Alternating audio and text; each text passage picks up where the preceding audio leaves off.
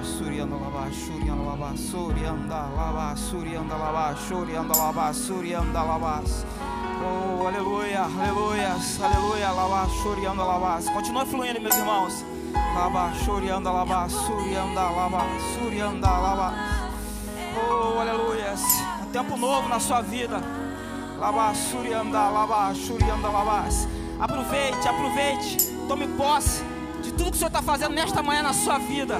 Lava, surianda lava.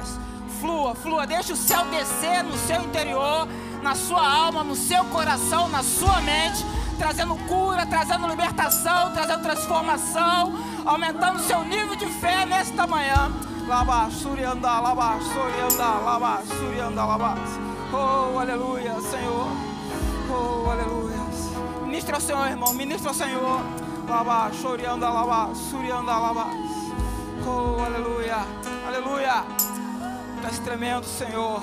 E nós te louvamos, glorificamos, porque nós temos essa oportunidade de estarmos aqui, Senhor, para bendizer teu santo nome, pela tua bondade, pelo seu cuidado com cada um de nós, por tudo aquilo que o Senhor tem feito em nós e através de nós, na nossa casa, nos nossos negócios, na nossa parentela, nas nossas emoções, na nossa saúde. Tudo o Senhor tem feito, Senhor, e nós queremos manifestar essa gratidão neste momento, Pai. Oh, aleluia, Senhor. Que através da tua palavra o Senhor possa estar renovando as nossas forças nesta manhã.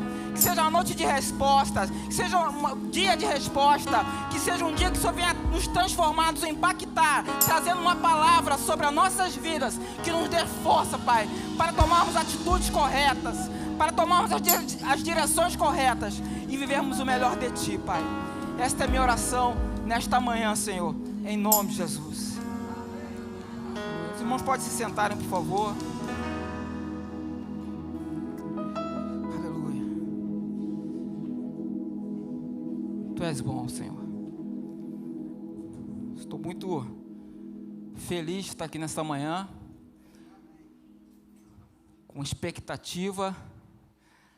Às vezes fica um ambiente aqui na luz, irmão, parece até que já é de noite, não é verdade? Mas é de manhã, tá bom? São 5:11.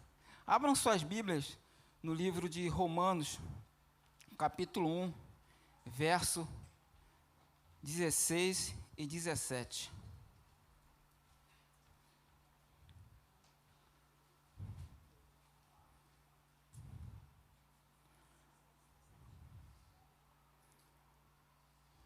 Diz assim o texto, olha, Romanos 1, verso 16 e 17. Porque não me envergonho do Evangelho de Cristo, pois é o poder de Deus para a salvação de todo aquele que crê, primeiro do judeu e também do grego, porque nele se descobre a justiça de Deus de fé em fé, como está escrito, mas o justo viverá pela fé. Amém? Nesta manhã, eu gostaria de falar sobre o Evangelho de Cristo, as boas novas de Cristo. Paulo escrevendo aos Romanos, ele logo apresenta o cartão de visitas aos romanos, né? Vai colocando várias situações, e quando chega aqui no versículo 16, no verso 16, ele fala o seguinte, olha, porque eu não me envergonho do Evangelho de Cristo, pois é o poder de Deus para a salvação de todo aquele que crê, primeiro do judeu e também do grego. Aí eu fiquei pensando, por que Paulo logo apresenta isso? Olha só, eu não me envergonho do Evangelho de Cristo. E eu fiquei pensando, pesquisando por que ele poderia ter falado isso. Primeiramente, o Evangelho naquela época, que estava sendo divulgado, que estava sendo disseminado em toda aquela região, era um Evangelho que não era uma coisa assim poética, que não é um assunto que chamava atenção, era simplesmente, né, me perdoe usar essa palavra simplesmente, a história de um homem, de uma família relativamente limitada financeiramente, que ele era um carpinteiro, e que havia morrido numa cruz. Então não era uma história tão poética. É lógico que nós sabemos que havia algo tremendo, nós vamos falar sobre isso, mas chegar para uma população, uma sociedade bastante elitizada, bastante sofisticada, você falar de algo novo, de um homem que havia morrido na cruz, era algo meio fora da realidade para aquela sociedade. Outra situação que ele também começa logo manifestando. Por que ele falava que não se envergonhava do Evangelho de Cristo? Quem era Paulo, irmãos? Paulo era um homem que havia perseguido a igreja no seu início. Matava cristão. Era um homem que se contrapôs ao Evangelho de Cristo. É isso que eu vou falar nesta manhã. E de repente, ele chegar num lugar com a cara mais limpa possível e falar de quem ele estava há pouco tempo perseguindo, inclusive matando, meus irmãos, como seria difícil para ele. Mas ele falava, ó, eu não me envergonho do Evangelho de Cristo, não. Eu vou falar.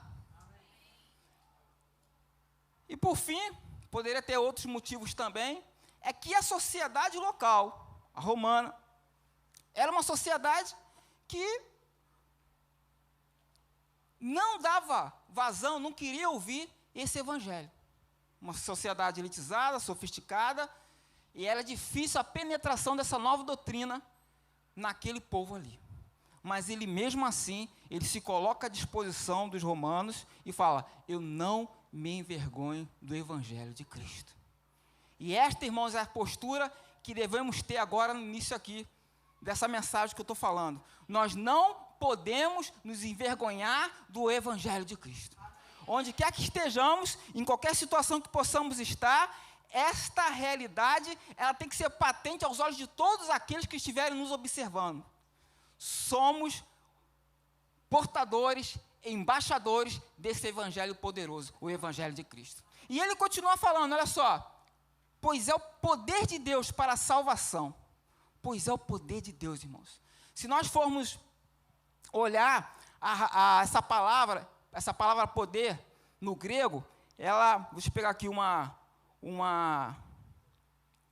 observação que eu fiz aqui, o Evangelho é o poder de Deus, é um poder para salvar uma vida e mudar uma história, porque a palavra poder, nesse versículo, no sentido original, é a palavra dunamis. Dunamis significa poder, força, energia constante.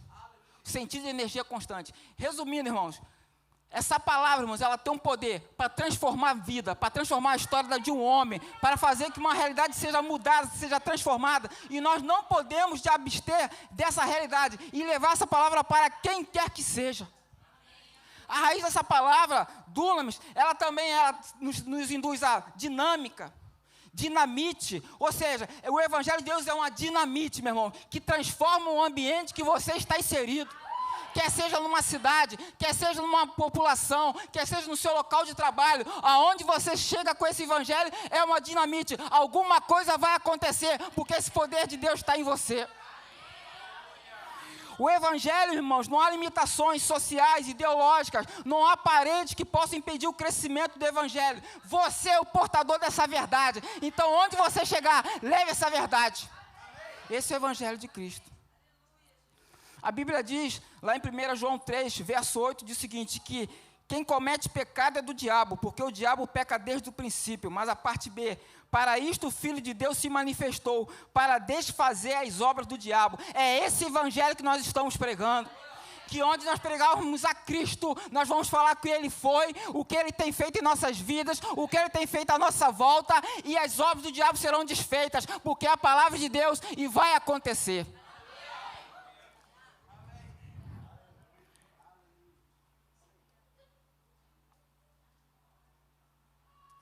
É necessário, irmãos, nós estarmos convictos dessa verdade. E não apenas uma palavra que sai dos nossos lábios, não uma realidade que seja apenas superficial na nossa vida. Não, irmão, ela tem que estar internalizada em nós. As pessoas precisam conhecer esse Evangelho. Paulo sabia que o seu passado não o condenava mais. E, ultimamente, muitas ministrações que eu tenho trazido, eu tenho falado direto sobre isso, sobre a questão da condenação. Eu tenho visto, irmãos, pessoas pararem por causa dessa maldita ferramenta do diabo, condenação. Mas Paulo, ele tinha consciência que nenhuma condenação ia pará-lo. Olha só o que está lá em Romanos 8, verso 1. Portanto, agora, nenhuma condenação há para que estão em Cristo Jesus, que não andam segundo a carne, mas segundo o Espírito. Irmãos, a condenação é uma ferramenta que Satanás usa para paralisar a sua vida, para não deixar avançar. A condenação faz algo que você simplesmente esqueça das promessas do Senhor na sua vida. A condenação faz com que você abandone tudo aquilo que Deus sonhou a teu respeito. Mas nesta manhã, irmão, não aceite condenação. Se levante como Paulo se levantou, mesmo tendo um passado complicado, tenebroso. Ele se levantou e falou assim: eu não me envergonho do evangelho de Cristo. Eu vou pregar esse evangelho. Não aceite condenação na sua vida. Irmão, quando chegar qualquer informação de condenação na sua vida, tenha a única certeza: é o diabo que está falando ao teu respeito, é o diabo que está falando contigo. Você é livre, você é liberto. E ainda que você tenha cometido alguma falha, ainda que essa condenação tenha até uma legalidade, vamos falar assim, tu vai apresentar também a outra legalidade para ele, que o Senhor é fiel e justo para te perdoar e te purificar de todo o pecado. Então, quando essa mentira, quando essa sentença chegar contra você, tu vai apresentar o habeas corpus de Jesus. Eu sou liberto pelo Senhor, o Senhor me purificou. Não aceite, você vai continuar caminhando em fé. Eu fico pensando, de repente, se Paulo tivesse abaixado a cabeça para essas condenações, irmão. Sabe quem foi Paulo? Escreveu 40% do Novo Testamento. Se ele tivesse abaixado a cabeça, meu irmão, não abaixe a cabeça, mas avance no Senhor. Paulo ensinava que deveríamos ser ousados e audaciosos no tocante à pregação da palavra. Pregação da palavra, irmãos. Tem ardido, meus irmãos, essa chama do evangelismo no meu coração. Eu vejo as pessoas se matando quando eu vejo um jornal. Eu vejo vidas sendo transtornadas porque não conhecem a palavra de Deus. Eu vejo uma sociedade sendo destruída por tanta impiedade, porque não conhece a palavra de Deus. E nós que estamos sentados nesses bancos, o que nós temos feito? Precisamos, irmãos, sentar no banco às vezes e fazer uma reflexão. Qual tem sido a minha postura no tocante à pregação da palavra? Qual tem sido a minha postura? Porque, irmãos, a Bíblia fala muito em amor, não é verdade? E nós temos que amar ao próximo. E amar ao próximo significa pregar o evangelho, não só o amor próprio. Sentar às vezes nessas cadeiras maravilhosas e confortáveis, desfrutarmos de um ambiente desse tão maravilhoso, recebermos na parte do Senhor, sermos edificados, mas não levarmos essa informação para fora das quatro paredes. Essa realidade tem que mudar em nós. Olha lá que está lá em 2 Timóteo 4, verso 1 ao 2. 2 Timóteo, capítulo 4, verso 1 ao 2.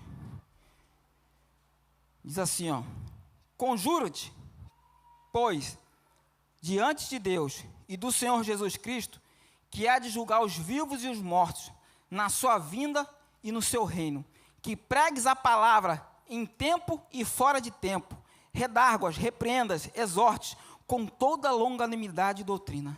Paulo ensinando a Timóteo: conjura-te. Parafraseando: pelo amor de Deus, Timóteo, prega a palavra. Eu te suplico, prega a palavra. Eu te ordeno, prega a palavra.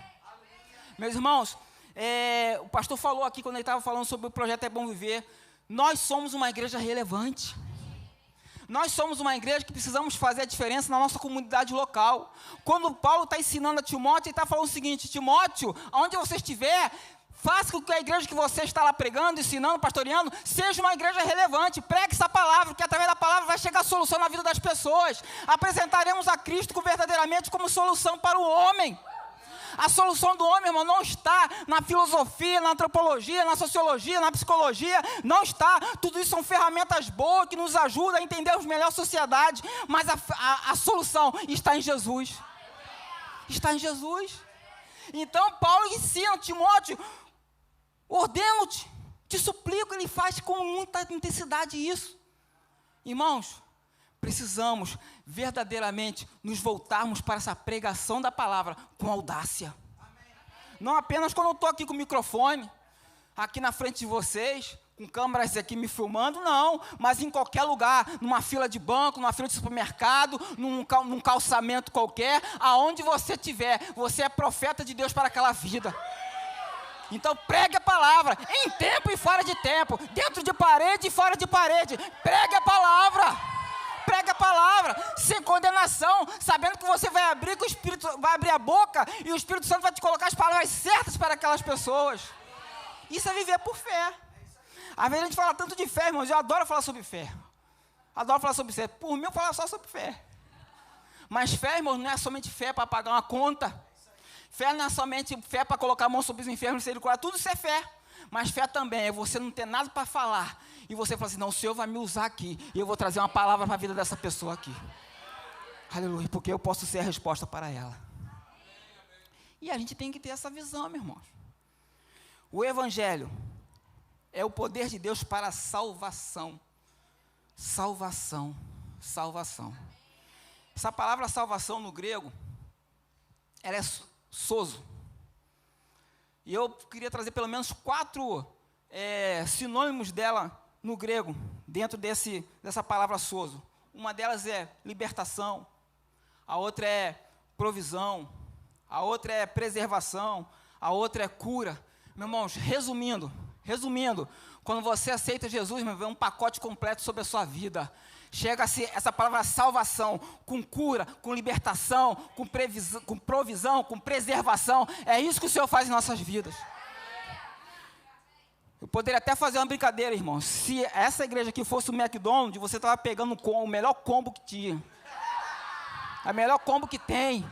É a promoção da semana, que é barato, que basta você só pela fé aceitar o sacrifício de Jesus Cristo, que tudo isso, preservação, cura, tudo isso chega na sua vida. É isso que é o poder de Deus, meus irmãos. Não, prefiro o que vem com picanha, essas coisas aí. Queria falar sobre libertação, Romanos 6, verso 22 ao 23. Diz o seguinte, olha, Romanos 6, verso 22 ao 23. Mas agora somos libertados do pecado e feitos servos de Deus. Tendes o vosso fruto para a santificação e, por fim, a vida eterna. Porque o salário do pecado é a morte, mas o dom gratuito de Deus é a vida eterna por Cristo Jesus. Ora, presos ao pecado e agora libertos. Libertação chegou na minha vida, na sua vida. Libertação chegou. Lá em Colossenses 1, verso 13 a 14, diz o seguinte, olha, porque Ele nos resgatou, da onde, irmãos? Do domínio das trevas e nos transportou para o reino do seu Filho amado, em quem temos a redenção, a saber, o perdão dos pecados. Outrora, trevas, agora libertos pelo Senhor Jesus. Isso é salvação. O pecado que te dominava, através do vício, através de uma situação terrível que te paralisava, agora você é liberto, porque o Senhor Jesus fez essa obra na sua vida, na minha vida. Preservação é outro ingrediente desse combo que eu lhe falei. Que diremos, pois, a estas coisas? Se Deus é por nós, quem será contra nós? Meu irmão, você não tem que ficar com medo do que vai acontecer amanhã, porque você está sendo preservado pelo Senhor. A notícia ruim pode chegar, mas essa preservação é contigo, faz parte do combo da salvação, porque quando o Senhor age, irmãos, nada vai poder impedir que aconteça na sua vida. Notícia ruim chega, circunstância ruim chega, mas você está sendo preservado pelo Senhor.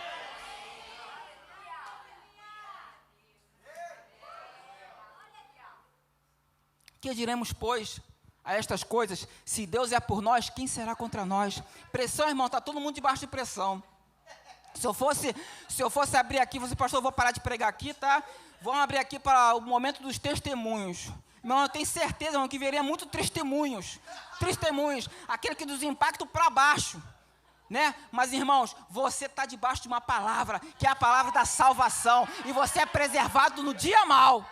Você é blindado pelo sangue de Jesus, para que o dia mau não te alcance. Você vai passando, e vai chegando a um bom lugar. Isso é ser preservado pelo Senhor.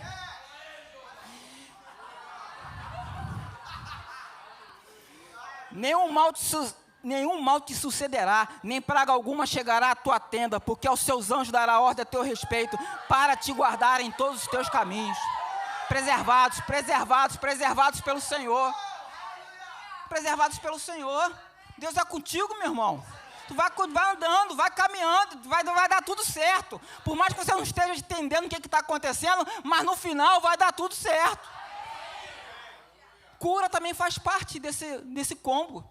O combo da vitória. É o combo da vitória. Levando ele mesmo em seu corpo. 1 Pedro 2, verso 24. 1 Pedro 2, verso 24. Levando ele mesmo em seu corpo os nossos pecados sobre o madeiro, para que, mortos para os pecados, pudéssemos viver para a justiça, e pelas suas feridas fostes sarados. Meu irmão, a enfermidade ela pode bater na sua porta, mas ela não é sua realidade. Não, muita coisa está acontecendo na nossa vida, mas, irmãos, você tem a certeza, não é sua realidade. Declara essa palavra e você tem posse nesta manhã. Se você está passando por algum problema de saúde, você é curada, você é curado em nome de Jesus. Naquele sacrifício de Jesus Cristo no Calvário, quando ele ressuscitou o terceiro dia, ele foi lá e pagou a conta por mim e por você. E nesta conta estava falando questão das enfermidades também. Você é curado. A conta já foi paga. Aleluia. Você não pode ficar se desmotivando, sendo subjugado por uma realidade natural momentânea. Você está numa realidade diferente, é uma realidade eterna, a qual é esta palavra que garante essas vitórias. É assim que funciona. É assim que funciona. Provisão. Provisão. O pastor gosta de falar que às vezes as contas dançam na sua... né? Como é que ele fala? As contas ficam dançando. Não é assim que ele fala? Eu não levo jeito para imitador. Mas pior, irmão, é quando a conta chega para você assim, ó, senta na tua frente, cruza o braço e ainda fica te olhando assim, um cara feio, ó. É pior ainda, meu irmão. É pior ainda. Mas eu quero dizer para você o seguinte, em Cristo nós temos o quê? Provisão, provisão, provisão. Em Filipenses 4, verso 19, e o meu Deus suprirá todas as nossas necessidades, segundo as suas gloriosas riquezas em Cristo Jesus. Provisão, provisão, meu irmão. É assim que Deus faz na minha vida e na sua vida. Ele cuida de nós em cada detalhe. A dificuldade, irmãos, minha e sua, é que às vezes a gente não consegue nem entender a magnitude do poder desse evangelho. Há uma limitação. O que Deus está querendo dizer? Por que eu estou passando por isso? Nenhuma resposta vai chegar, porque falta em nós o conhecimento dessa realidade do evangelho. É o poder de Deus, irmãos, para a salvação. Para a salvação.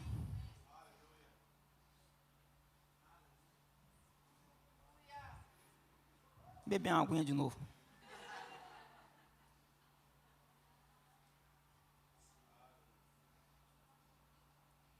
Dentro desse tema, sobre o que eu acabei de falar, sobre realidade. Realidade que nós estamos inseridos e a realidade a qual somos parte realmente. O que é estar inserido? É aquele ambiente momentâneo. Qual é a nossa realidade real? Ainda que seja um pleonasmo que eu estou falando, é a vida eterna. É a vida eterna. Nós já somos eternos. Eu vou contar algo para vocês. Esse dia eu estava falando até para o Diogo, sobre a minha experiência que eu tive com a obesidade. Eu tinha um problema grave de obesidade, eu tinha 148 quilos.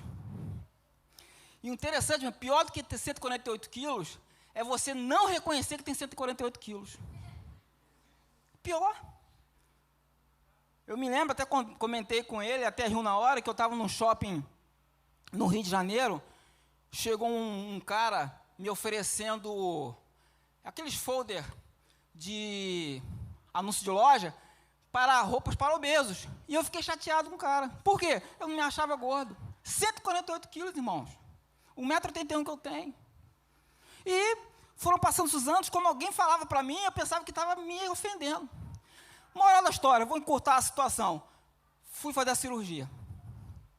Quando eu fui fazer a cirurgia, eu cheguei no hospital no Rio de Janeiro, estava sozinho nesse dia, e me levaram para um quarto, onde eu seria operado 2 dias depois. Quando eu cheguei nesse quarto, meu irmão, as camas, eram aquelas camas de super obesos, eram umas camas bem largona, a poltrona de quem fica sentado lá era grandona, aquela cadeira que leva as pessoas para tomarem banho, os enfermeiros me ajudem, era desse tamanhão, tudo grande, tudo para um homem muito gordo. Qual era a minha realidade? Ser muito gordo. Meus irmãos, diante de Deus, eu tinha 38 anos de idade quando isso aconteceu, 38 anos de idade. Eu só vi que eu era gordo nesse dia. Incrível. Uma realidade que eu estava vivendo, mas que eu não aceitava. E ali eu chorei, pedi perdão aos meus pecados ali, porque como que eu tinha permitido eu ter chegado naquela situação, me trouxe uma condenação no momento, mas eu orei e o Senhor me ajudou no momento, eu passei por aquela situação. Por que eu estou dando esse testemunho para você? Porque a recíproca também é verdadeira. Ou seja, da mesma forma que eu era gordo e não conseguia me ver como gordo daquela forma, da mesma forma nós, como servos de Deus, de posse dessa palavra, debaixo de muitas pressões, nós não conseguimos ver o poder de Deus que está em nós. Diante das situações que nós estamos passando, às vezes nós sucumbimos e não conseguimos nos ver como filho de Deus é o que nós somos. Que somos a igreja da palavra da fé, que vai liberar uma palavra de cura, de libertação, de transformação, que vai mudar o ambiente, porque em nós está o Espírito Santo. Então, irmãos, que essa realidade verdadeiramente esteja em você. Por mais que o espelho te mostre uma situação diferente, que você é isto, você é filho de Deus. Você é filho de Deus. Não abra mão disso. Não abra mão disso. Quando a espada estiver no seu pescoço, tu vai falar, espada, pode sair, porque eu sou filho de Deus. Quando a vergonha estiver tentando te alcançar, tu vai falar assim, vergonha, sai de perto de mim, porque eu sou filho de Deus. Eu não pertenço a essa realidade. Eu vivo numa realidade eterna. E eu não vou aceitar isso para você. E o capeta vai ter que bater em retirada, meu irmão. Não tem jeito. Por quê? Legalidade da palavra. Meu irmão, o mundo espiritual é tão real quanto o mundo natural. E ele é regido por isso aqui, ó, pela palavra. E contra a palavra, irmão, não tem argumento. Não há argumentação. Não vai ter nenhum tribunal que vai tentar querer mudar essa realidade, como ele estiver acontecendo por aí. Porque essa é a realidade e ela é imutável, que é a palavra de Deus.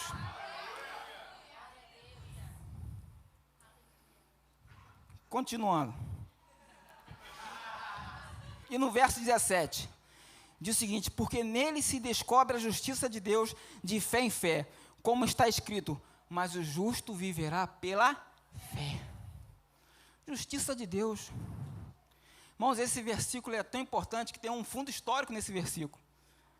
Diz alguns historiadores que Martinho Lutero, que foi um dos líderes da Reforma Protestante, que aconteceu lá no século XIV, século XV, século XVI, quando ele leu este versículo, o homem já tinha conhecimento da palavra lá no nível dele lá. Ele era um monge católico. E um belo dia ele estava lá no mosteiro, quando ele leu essa passagem, mudou tudo na vida dele. Ele entendeu que precisávamos viver a justiça de Deus de fé em fé. Viver a justiça de Deus de fé em fé. E o que é a justiça de Deus, irmãos?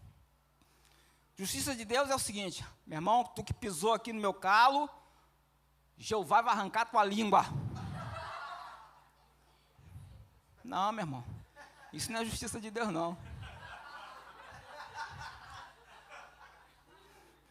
Você que não me pagou, Deus é tremendo, sou filho de Jeová, a tua casa vai pegar fogo. Não, meu irmão, não é isso, não. Justiça de Deus, irmãos, é o seguinte. A justiça de Deus é a capacidade ou habilidade de estar diante de Deus.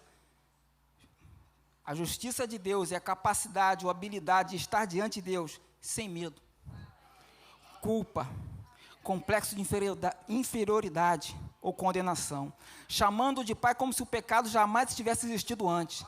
Ser justiça de Deus é a condição instantânea do crente no novo nascimento, ou seja, recebemos a própria natureza de Deus. Resumindo, ser justiça de Deus, irmãos, é voltar à condição natural a qual Deus te criou.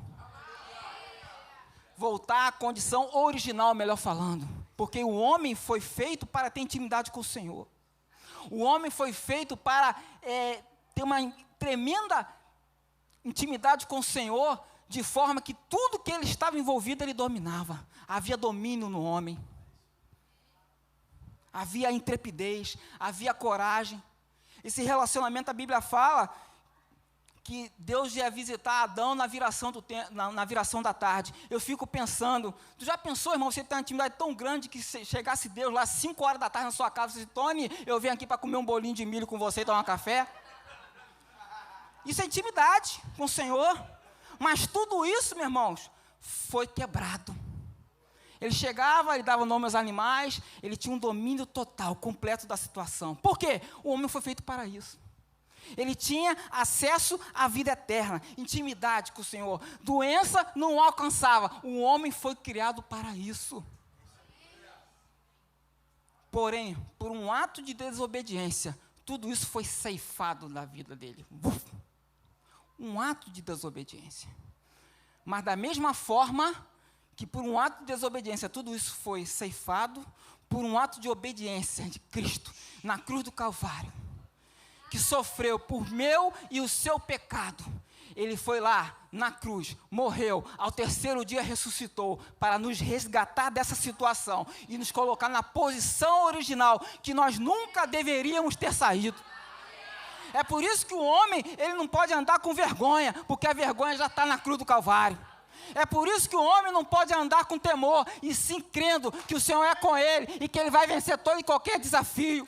É por isso que o homem, ele tem audácia e intrepidez, porque ele tem um domínio da situação, ele muda o quadro através de uma palavra liberada por ele. Isso é viver a justiça de Deus, é ter esse reconhecimento, é ter esse entendimento de quem você é em Cristo. Não tem a história que eu lhe falei agora, de como eu me via? Meu irmão, se veja então da forma que Deus te vê. Não olhe para o espelho, não olhe para a situação que você está vivendo agora, olhe pelos olhos de Deus. Quem é você? Um homem, uma mulher, cheio de fé, cheio da graça de Deus, com habilidades extraordinárias para cumprir coisas que só você vai poder cumprir, meu irmão. Ninguém vai cumprir no seu lugar, ninguém vai viver a sua vida. Tem certas coisas que é só você que vai viver. Então tome posse dessa justiça de Deus na sua vida e viva o melhor de Deus. E como que você vai acessar isso, pastor Doni? Através da fé. Mas o justo viverá pela fé. Mas o justo viverá pela fé. Um dia após dia, vivendo pela fé e reinando em vida. Um dia após dia, reinando em vida, vivendo pela fé, tomando posse de cada uma das promessas que o Senhor tem na sua vida. Deus tem melhor para nós, irmãos. A vida eterna já começou para mim e para você. Estamos treinando para ir para o céu. Então vamos deixar o céu descer. Vamos deixar o céu descer na nossa mente, no nosso coração, na nossa casa, na nossa família, no nosso ambiente de trabalho. Vamos viver, irmãos, de fé em fé, sendo justiça de Deus. Em Romanos 5, verso 17, diz o seguinte: porque se pela ofensa de um só a morte reinou por este, muito mais o que recebe a abundância da graça e o do dom da justiça reinarão em vida por um só, Jesus Cristo.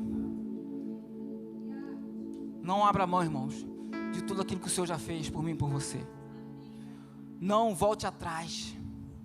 Levante-se no Senhor. Levante-se com ânimo.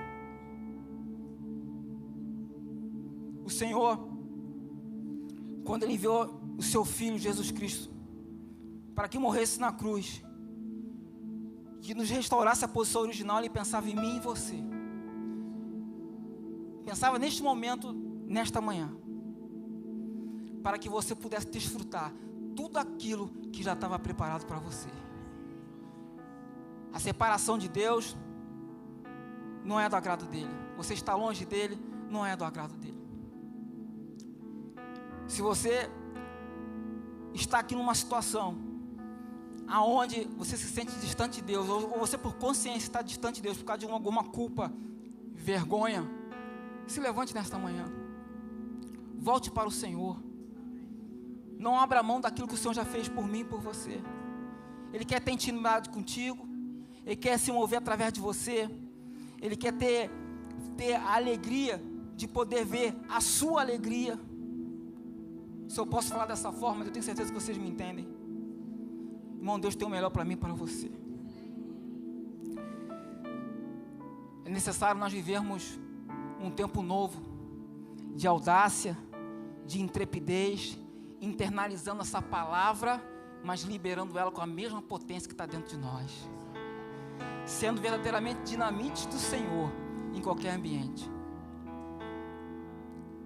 Terça-feira eu estava falando lá na Palhoça, e eu falei sobre Davi, E eu não vou pregar aqui porque eu preguei na terça-feira, obviamente, mas tem algo que me chamou a atenção na vida de Davi.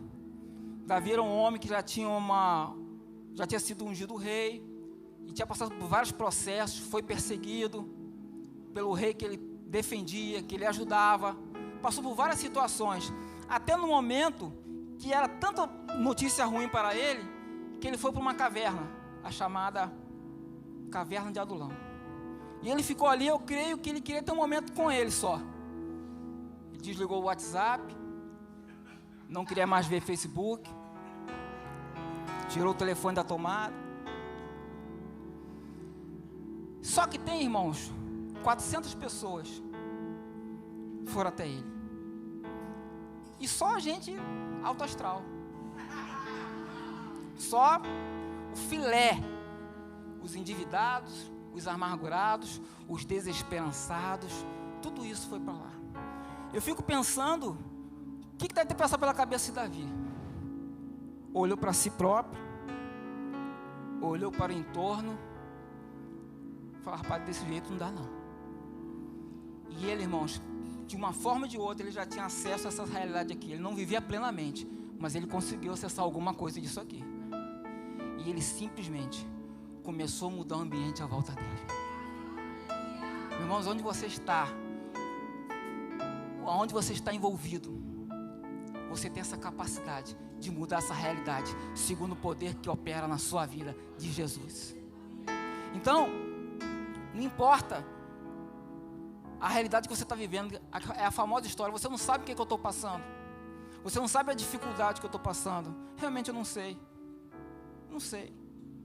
mas eu sei quem está em você, que é Jesus Cristo. E falta é você se levantar com força, crendo que o Senhor está contigo e que essa realidade vai ser transformada. E esses homens se tornaram os valentes de Davi, homens que guerreavam debaixo de um número inferior, mas eram mais que vencedores. Homens que não viam dificuldade, eram leais a uma visão e eram vencedores. E assim será eu e você, debaixo dessa visão de Deus, debaixo daquilo que Deus nos chamou para fazer. Nós verdadeiramente superaremos todo e qualquer desafio. O mar vai se abrir diante de nós, o rio vai parar no seu local e eu vou passar, sol e lua para, o que for que tiver que acontecer, vai acontecer, porque você está debaixo de uma palavra, e é uma palavra de milagre, é uma palavra de fé, é uma palavra de ânimo. Não interessa o ambiente, não interessa o que está acontecendo, interessa quem é você, interessa quem está dentro de você.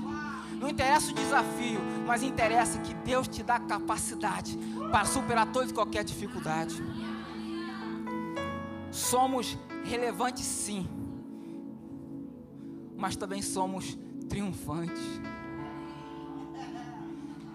Mas graças a Deus que nos faz triunfar em Cristo, e por meio de nós manifesta o cheiro do seu conhecimento. Eu não somente, como igreja do Senhor, não somente vocês como igreja do Senhor devem ser relevantes, mas vocês vão sair daqui por essas portas sabendo que vocês são triunfantes, porque o Senhor é contigo, o Senhor é comigo e nada vai nos parar, amém? E eu termino essa mensagem lendo o que está em Hebreus 4, verso 16. Cheguemos, pois, com confiança ao trono da graça. Lembra? Sem culpa, sem medo, sem acusação. Não aceite isso na sua vida. Chegamos, pois, com confiança ao trono da graça, para que possamos alcançar misericórdia e achar graça, e a fim de sermos ajudados em tempo oportuno. Vamos colocar de pé.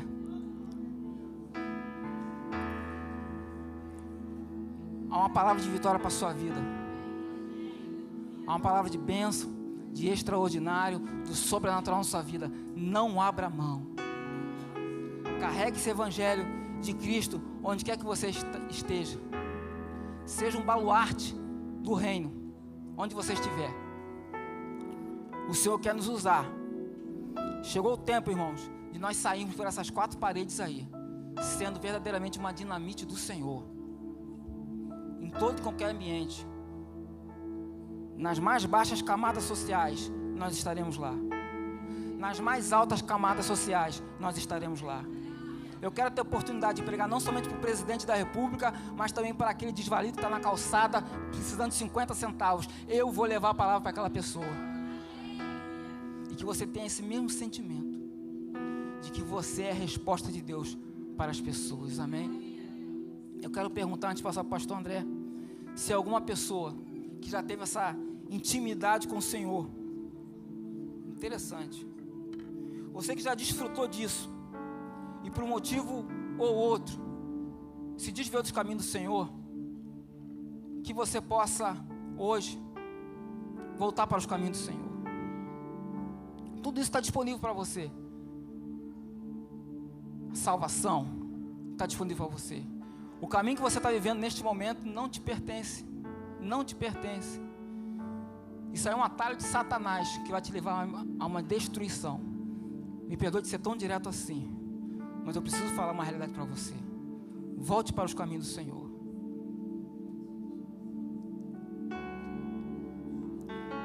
Se você quiser, eu vou até você. Só preciso que você dê um sinal com as mãos. E eu vou até onde você estiver, para nós orarmos juntos e retomar essa história de vitória que Deus tem na sua vida. Eu tenho esse sentimento, como se alguém já tivesse provado do Senhor, mas por tanta pancada, tanta pressão, ele sucumbiu às culpas. É tempo de voltar ao Senhor.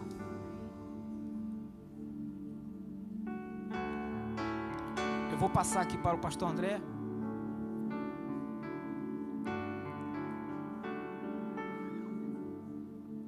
Você tem a oportunidade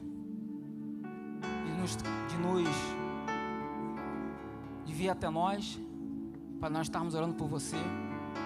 Mas não saia desse templo sem tomar essa atitude de audácia, de coragem, que é retornar para os caminhos do Senhor.